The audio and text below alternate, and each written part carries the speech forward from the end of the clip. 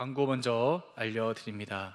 내일 주일 예배는 교구 구분 없이 드립니다. 누구나 오셔서 예배를 드리셔도 됩니다. 다만 구역장과 새벽 예배에 나오시는 분들은 될 수 있으면 일부 예배에 나오시면 더욱 좋겠습니다. 1, 2부 예배는 자유롭게 드리고 3, 4부는 규정에 따라 드리겠습니다. 오늘 말씀 함께 나눌 때에 말씀의 제목 현실에서 영생을 맛보는 삶, 현실에서 영생을 맛보는 삶이라는 제목으로 하나님 말씀 증거하겠습니다.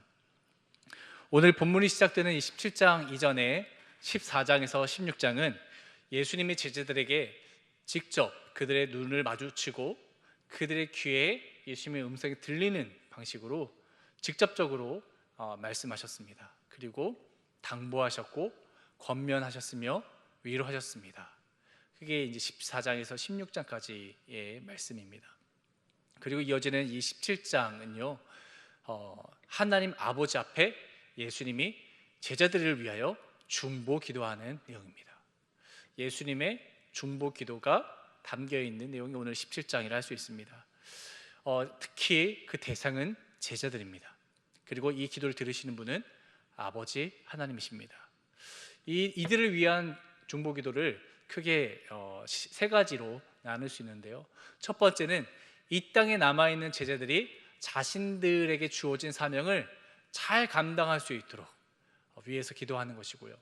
두 번째는 이 제자들이 이 사명을 감당하기 위해서는 서로 하나 되어서 한 마음과 한 뜻이 되어서 이 일을 감당할 수 있어야 하는데, 그러기 위해서 이들이 하나 되게 해달라고 기도하는 것입니다.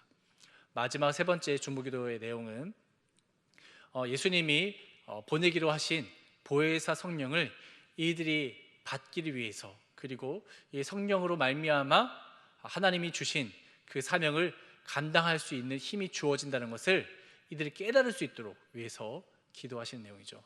그러니까 보통 14장 이후부터 계속 보혜사 성령이 오실 것이다 세 차례나 말씀하셨는데, 이들이 아직 경험하지 않기 때문에 깨달아지는 게 한계가 있었어요. 그래서 이것을 깨달을 수 있도록 위해서 기도하는 내용이죠. 그래서 이 중보기도의 내용을 요약하면 이렇습니다. 주님, 여기에 남아있는 제자들이 제가 가르친 그 가르침을 잘 수행하고 저의 사역을 이어서 잘 계승할 수 있도록 도와주옵소서. 이들이 진리를 떠나지 않고 진리 가운데에 살게 해 주옵소서 하는 내용입니다. 그래서 이 내용을 담고 있는 게 17장인데요. 그런데 오늘 나눌 1절에서 3절은요, 여러분이 잘 읽어보시면 중보기도의 내용이 없습니다. 오히려 다른 내용인데요, 그 말씀을 먼저 살펴보고자 합니다. 1절 한번 보면요, 예수께서 이 말씀을 하시고 라고 합니다. 이 말씀을 하시고, 이 말씀은요 15장에서 16장에 하셨던 말씀을 말합니다. 15장에서는요 포도나무와 가지의 비유로 예수님 안에 있어야 함을, 예수님 안에 머물러 있어야 함을 말씀하셨고, 16장은 이 보혜사 성령을 보내실 것에 대해서 다시 한번 가르치시면서 너희가 이 성령을 받게 되면 하나님의 나라를 위하여 증인이 될 수 있고 주님을 위하여 쓰임받을 수 있게 된다라고 하는 말씀을 주셨습니다. 그런데 여기에 오늘 17장을 보면 이 말씀, 15장과 16장에서 하셨던 이 말씀을 마치신 후에를 말합니다. 이 마치신 후에 기도를 하시는데요, 이 기도는요, 여러분 한번 생각해 보시면 돼요. 지금 말씀이 마치신 후에 따로 혼자 올라가서 겟세마네 동산에서 기도하시는 장면이 아닙니다. 제자들과 함께 있는 상황, 제자들이 눈으로 보고 있고 제자들이 귀로 들을 수 있는 그 상황 가운데 기도하시는 장면이에요. 그러니까 여기에서 예수님이 하시는 중보기도는요, 따로 홀로 하시는 기도가 아니라 제자들과 함께하는 마지막 기도입니다. 제자들이 들을 수 있는 마지막 기도입니다. 그리고 이 기도는 그래서 제자들에게 너희도 이렇게 기도하라라고 가르치신 주기도문이 있다면 이 중보기도도 어떻게 해야 하는지를 가르쳐 주시는 내용이라 할 수 있죠.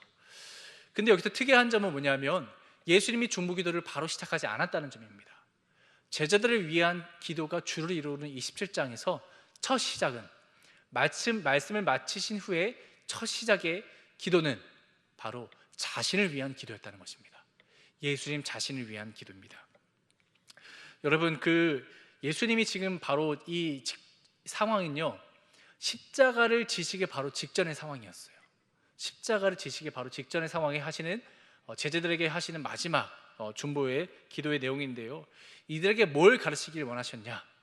바로 중보 기도에 앞서 먼저 해야 할 기도는 하나님과 자신과의 올바른 관계를 위한 기도라는 것입니다. 중보 기도는요, 나와 하나님과의 관계가 올바르지 않으면요, 할 수 없다는 거예요. 아무리 우리가 다른 사람을 위해 기도한다 할지라도 하나님이 그 기도를 받으셔야 하잖아요. 하나님이 받으시는 기도는요, 그 중보 기도를 행하는 자가 하나님과 올바른 관계 안에 있어야 한다는 것입니다. 그래서 예수님은요, 이 중보 기도의 내용을 17장의 대부분을 다루고 있지만 그 전에 하나님과 예수님 사이에 그 관계의 올바름을 위해서 먼저 기도하셨습니다. 그렇다면 왜 이 기도를 자신을 위한 기도 먼저 하셨을까요? 여러분, 하나님과 자신과의 관계가 승리해야지만 다른 사람과의 관계의 기도가 흘러갈 수 있게 됩니다. 여러분, 자녀를 위해서 기도할 때요, 내가 하나님과 관계 안에서 승리하지 못하는데 자녀가 하나님 잘 믿게 해주십시오, 하나님을 올바르고 경외하는 자 되게 하여 주시옵소서, 안 됩니다. 여러분, 우리가 다른 사람을 전도하기 원합니다. 그를 위해 기도합니다. 그런데 내 마음 가운데에 복음에 대한 은혜가 없어요. 하나님과의 관계 안에서 승리에 대한 확신이 없어요. 그러면서 다른 사람이 전도되기 원한다는 것 어불성설입니다. 철저하게 나와 하나님과의 관계에서 하나님, 내가 주님만 바라봅니다. 주님이 주신 은혜가 아니면 살 수가 없습니다. 주님이 주시는 능력을 먼저 제가 받겠습니다 라고 하는 그 기도가 있을 때에 하나님이 중보기도도 들으신 줄 믿습니다. 그래서 예수님이 이것을 가르치고 계세요. 올바른 이 관계를 맺는 사람의 특징이 있습니다. 하나님과 올바른 관계를 맺는 자의 특징은요, 자신이 포도나무의 가지임을 철저하고 명확히 안다는 겁니다. 그냥 아는 게 아니고 알긴 아는데 철저하고 아주 간절하게 안다는 거예요. 여러분, 가지는요, 포도나무에 붙어 있을 때의 진액을 공급받습니다. 다른 말로 얘기하면 포도나무에 붙어 있지 않으면 진액을 공급받지 못하고 말라 비틀어지죠.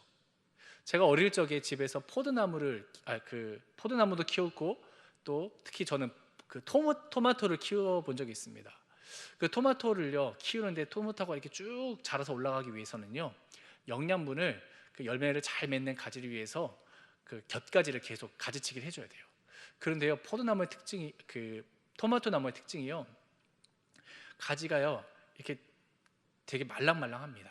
그래서 그거를 이렇게 가지치기를 하면요, 진액이요 아주 흘러나와요. 이 토마토 가지를 이렇게 가지치기를 하면요, 그 진액이 손에 흥건히 묻습니다. 그래서 가지치기를 했을 때 그 순간은요, 그 가지 자체에는 아직도 진액이 막 있어요. 그리고 언제든지 이 가지 자체로도 막 토마토 열매를 맺을 것처럼 보여요. 그런데 하루가 지나고 이틀이 지나면요, 그 가지에서 토마토 나무에서 가지치기 당한 가지는요 말라 비틀어져서 거기에 같이 맺혀 있는 토마토도 다 뭉그러져 있습니다. 저는 그래서 이 말씀을 볼 때마다요 기억을 하게 돼요. 지금 당장에는 진액이 가지에 있어서 내 스스로 살 수 있는 것처럼 보이지만 잘려지는 그 순간, 그 가지가 붙어 있음을 스스로 포기하는 그 순간부터 죽어져 가게 된다는 것이죠. 자신이 가지임을 그래서 명확히 아는 사람은요, 어떻게든 그 나무에 붙어 있으려고 노력을 하게 됩니다. 기도가 뭐냐면요, 하나님, 저는 가지입니다. 그래서 주님께 붙어 있지 않으면 살 수가 없습니다. 주님께서 주시는 진액을 공급받지 않으면 저는 어떠한 삶도 살아갈 수가 없습니다. 그러니 주님께 붙어 있기 원합니다. 붙어 있기로 결정합니다. 결단합니다. 주여, 저에게 주시는 은혜를 공급하여 주시옵소서. 이것이 바로 기도하는 자, 즉 하나님과 올바른 관계를 맺는 자의 특징이라는 거예요. 올바른 관계를 맺는 자는요, 자신을 위하여 기도하는데 특별히 가지임을 명확히 알고 하나님 앞에 붙어있기 위하여 기도하는 기도를 먼저 한다는 겁니다. 그래서 기도하는 사람은요, 자신을 자랑하지 않습니다. 자신의 의가 드러나지 않습니다. 오히려 하나님의 영광 받으시고 하나님의 의가 드러나며 하나님이 하신 일로서 바라보게 됩니다. 그러나 기도하지 않는 사람은요, 내가 한 일이 되고요, 내가 잘해서 되는 것처럼 여겨지게 되는 거예요. 이게 우리가 매 순간 이것을 깨닫지 않고 매 순간 이것을 경계하지 않으면요, 어느 순간 우리 안에 교만이 침투하게 됩니다. 가지 있는데 가지로서 나무에서 주는 그 진액을 공급받아서 풍성한 열매를 맺었을 뿐인데, 가지는 수단이고 도구이고 과정일 뿐인데, 마치 가지가 자라서 열매를 풍성하게 맺은 것처럼 보여지고 느껴지는 그 순간 가지는 나무에 붙어 있으려고 노력하지 않게 됩니다. 이게 우리가 영적으로 병들게 되는 아주 중요한 지점입니다. 그래서 우리는요, 매 순간 가지임을 명확히 깨닫고 주님께 붙어 있기 위하여 간절히 기도해야 할 줄 믿습니다. 그것이 예수님이 자신을 먼저 위해서 기도하신 것입니다. 하나님과의 올바른 관계를 위해서 먼저 기도한 것입니다. 예수님의 그 3년의 공생의 기간 동안에 예수님 기도하신 건요, 남을 위하여 기도하시기 전에 아버지여, 제가 주의 뜻을 이루길 원합니다, 주의 뜻을 이루기 위하여 도와달라는 기도를 가장 먼저 하셨다는 것을 여러분은 복음서에서 많이 보셨을 것입니다. 이처럼 우리의 모든 기도의 시작은 나와 하나님과 관계가 바로 맺어지는 것, 특별히 내가 가지로서 주님 앞에 붙어 있기 위하여 기도하는 우리 되길 소망합니다. 1절 다시 한번 보시면요, 아들을 영화롭게 하사 아들로 아버지를 영화롭게 하옵소서라는 내용이 나옵니다. 이 문장은요, 헬라어 문법으로 보면요, 희나 목적절이라고 합니다. 조금 어렵죠? 희나 목적절. 이것을 좀 설명해 드리면요, 어떠한 목적을 강조하기 위해서 쓰는 용법입니다. 그래서 이 1절에 아들을 영화롭게 하사 아들로 아버지를 영화롭게 하옵소서라고 하는 이 내용은 굳이 헬라어로 직역하면 이렇습니다. 당신의 아들을 영화롭게 하옵소서. 아들이 당신을 영화롭게 하기 위해서라는 뜻입니다. 즉, 아들은요, 아버지를 영화롭게 하기 위해서, 그 목적을 위해서 하나님, 지금 제게 하나님이 주시는 은혜가 필요합니다 라는 내용입니다. 여기서 영화롭게가 같이 쓰여서 뭔가 영광과 영광을 같이 맛본다라고 생각하는 것처럼 보이는데요, 헬라어 원문은 그렇지 않습니다. 여기 여러분 문맥을 보면요, 1절에 때가 이르매라고 하는데요, 여기서 때는요, 가나의 혼인잔치가 시작될 때에 이 포도주가 떨어졌음을 보고 그 예수님의 어머니 마리아가 와서 이거 상황을 알렸죠. 그때 예수님이 뭐라고 하셨어요? 아직 때가 이르지 않았다라고 말했습니다. 그랬을 때 그 때와 오늘 말하는 이 때가 같습니다. 때가 이제 이르렀대요. 그럼 이 때는 뭐냐 하면 십자가 사역을 시작할 때를 말합니다. 십자가의 고난을 감당해야 할 때를 말하는 거죠. 그런데 여러분 생각해 보세요. 십자가 고난을 감당하셔야 하는 상황에서 영화롭게 한다는 게 뭘까요? 그것은요, 아버지께서 보내신 목적이 절정에 이르는 순간이거든요. 십자가 사역을 감당하는 이것 또한 아버지의 목적을 이루어지는 이 순간마저도 아버지께서 주시는 힘과 능력이 아니고서는 감당할 수 없습니다라는 고백입니다. 예수님이 끝까지 이 십자가 사역을 잘 감당할 수 있도록 도와달라고 고백하는 기도인 것입니다. 그래서 예수님이 이 십자가 사역도 주님이 주시는, 아버지가 주시는 힘으로 감당하고 순종함으로써 비로소 그 목적이 완성이 되고, 그걸 통하여 누가 영광받아요? 아버지 하나님이 영광받게 되실 것입니다 라고 하는 내용이 바로 이 1절의 내용입니다. 그래서 여러분, 예수님은 이 십자가 사역을 감당하는 그 순간마저도 아버지께 의존하고 전적으로 아버지께 의탁하셨다는 것을 볼 수 있습니다. 하물며 예수님도 매 순간마다 아버지 앞에 의존하였는데 우리가 주님을 의지하지 않고 살아간다는 것, 그것은 정말 교만한 것입니다. 주님을 의지하지 않고 살아간다는 것, 그것은 정말 우리가 정말 잘못된 것입니다. 여러분, 우리가 사역을 감당할 때요, 그것이 작은 사역이든 뭔가 드러나는 사역이든 보여지는 사역이든 보이지 않는 사역이든 주님은 다 보고 계십니다. 그리고 그 사역은 다 아버지의 목적을 이루기 위한 사역인 줄 믿습니다. 그런데 아버지의 목적을 이루기 위한 사역인데 하나님을 의지하지 않고 하는 사역, 하나님 받지 않으십니다. 그것은 내 의가 드러나게 됩니다. 아버지를 의지하고 하나님을 의존하여서 하나님, 제가 오늘 이 사역을 감당할 때 주님 순종할 수 있는 힘을 주시옵소서. 하나님이 받으시는 사역 되게 하여 주옵소서. 하나님이 드러나는 사역 되게 하여 주옵소서. 그러한 의존하는 사역이 될 때에 비로소 그 사역을 주님이 사용하신 줄 믿습니다. 우리가 그러한 사역이 되기 위해서는요, 오늘 이 희나 목적절을 말씀드렸는데 우리의 사용되어지는 언어와 우리의 문장이 바뀌어야 합니다. 여러분 하루 동안 쓰는 여러분의 말과 문장을 한번 점검해 보시기 바랍니다. 여러분이 목적이 되는지 아버지가 목적이 되는지. 예수님의 오늘 기도는 아버지를 목적절로 삼고 아버지의 목적을 이루기 위한 기도로서 자신을 영화롭게 해달라고, 순종하게 해달라고 기도하셨습니다. 우리의 모든 언어가 하나님, 제가 주님을 위해 사는 것입니다. 주님의 뜻을 이루기 위하여 오늘 이것을 합니다 라고 하면서 주님을 위해서 라고 하는 목적으로 우리의 언어의 습관이 바뀌길 소망합니다. 우리의 모든 생각의 접근이 바뀌길 소망합니다. 2절 한번 보겠습니다. 함께 읽어보겠습니다. 아버지께서 아들에게 주신 모든 사람에게 영생을 주게 하시려 만민을 다스리는 권세를 아들에게 주셨음이로소이다.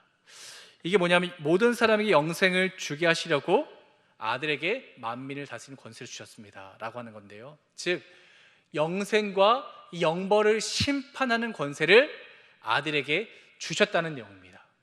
그리고 이어지는 3절을 우리가 주목해야 합니다.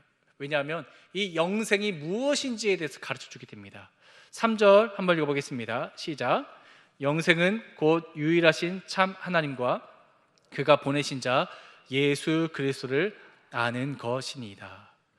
자, 영생이란 유일하신 참 하나님을 아는 것, 그가 보내신 자 예수를 아는 것이라고 말합니다. 자, 여기서 그러면 이 요한복음 17장에서 말하는 영생에 대해서 우리가 바로 깨달아야 합니다.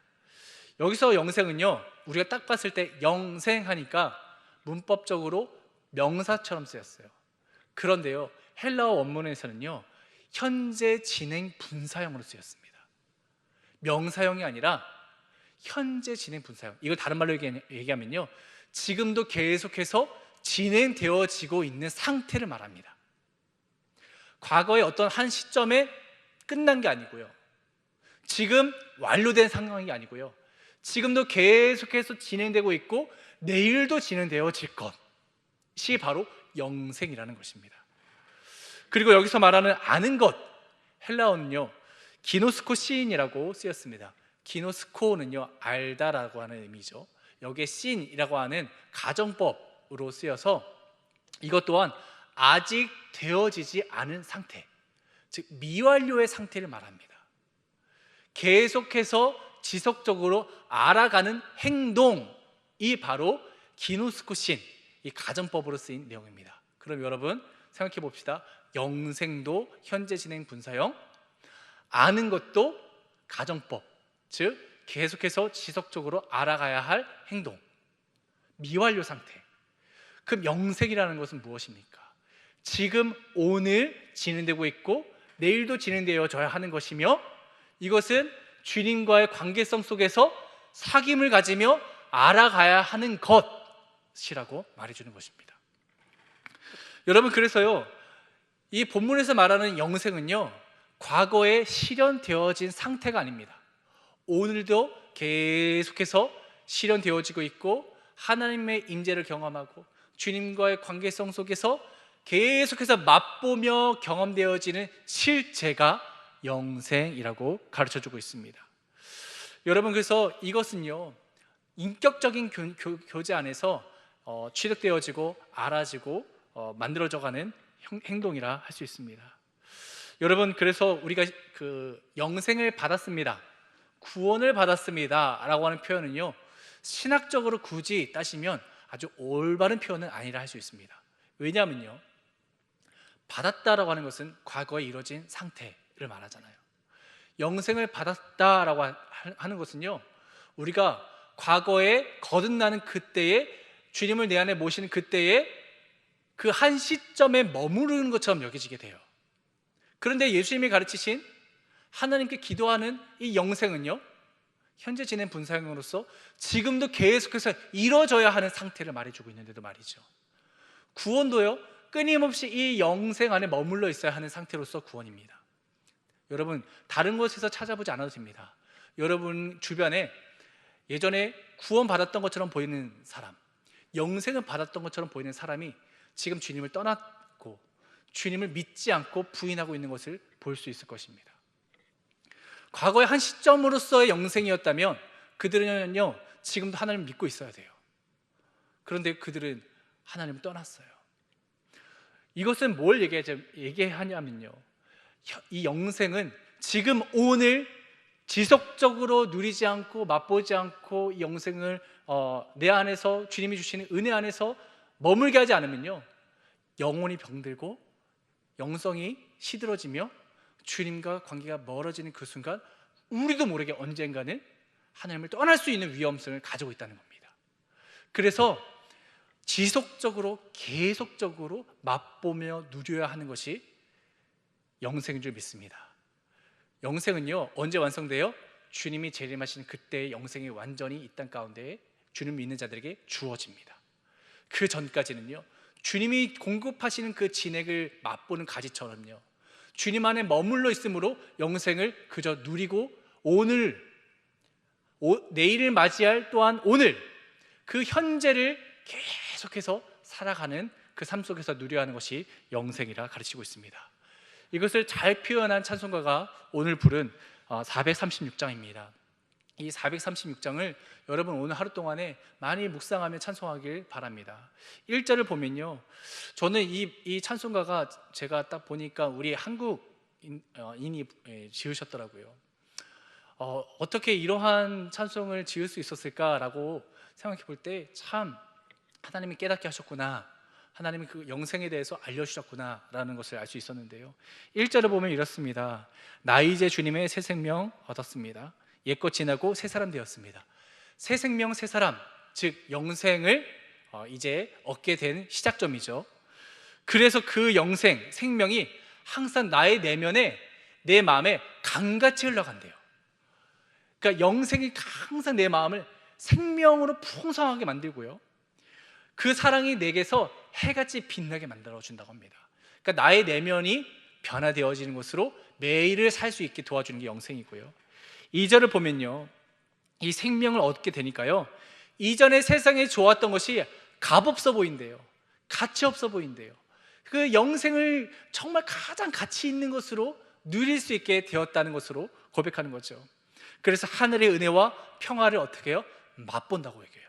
맛보는 건 현재죠. 과거에 맛보았더니가 아니에요. 내일 맛볼 것이다가 아니에요. 오늘 맛보니예요. 영생을 맛보니. 찬송과 기도로 주와 함께 살리라. 그러니까 주님과 살게 사는 것, 찬송하며 기도하며 주님 앞에 붙어 있는 것이 가장 큰 기쁨이다라고 고백하고 있는 거죠. 영적인 시선이 변한 거예요. 세상 것이 아니라 하나님으로 말미암아 살아가는 것이 기쁨으로 누릴 수 있는 시선이 된 거죠. 3절을 보면 이렇습니다. 산천도 초목도 새 것이 되었고 죄인도 원수도 친구로 변한다. 영적인 시선이 변하니까 어떻게 돼요?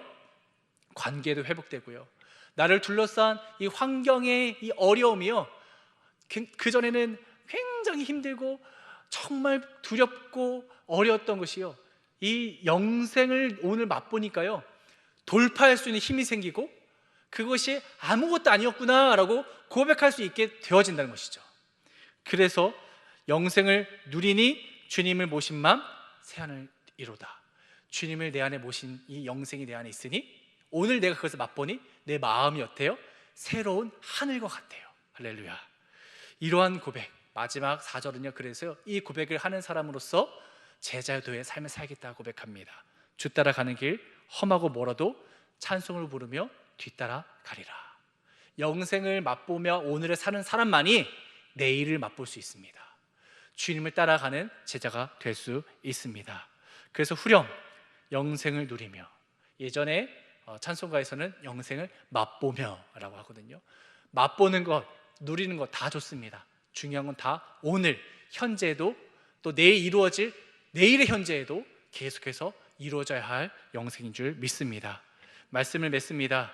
영생을 현재적으로, 지속적으로, 계속적으로 맛보며 누리며 그 은혜를 계속해서 살아가는 우리 되길 소망합니다. 그것으로부터 우리의 자신감과 평안함과 이 환경과 세상 이길 수 있는 능력이 나오는 줄 믿습니다. 우리에게 어그러진 관계가 회복되어 주신 줄 믿습니다. 그러기 위해선 먼저 주님과 온전한 관계가 회복되어지는 데 초점 맞추고 참된 중보 기도자가 되길 힘쓰되 그걸 위해서 먼저 우리가 주님과의 온전한 관계가 이루어지는 데 기도하길 원합니다. 오늘 이 주신 말씀을 기억하며 하나님과의 올바른 관계 속에서 영생을 맛보는 풍성한 삶 살게 해달라고 주님의 이름 한번 부르고 통성을 기도하겠습니다.